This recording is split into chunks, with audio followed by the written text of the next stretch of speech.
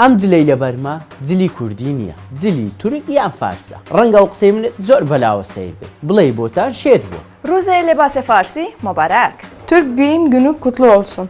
بابەتەکە ئەوەندە مەترسیدارە ئەگەر هاتوو لە داهاتوو ڕێگری لێ نەکرێت ئەو شێتبوونەی من و ئەو قسەکردنەی میدیا و سۆما دەبێت بەڕاستی. لەگەڵم بن تا پێتان بڵێم چۆن.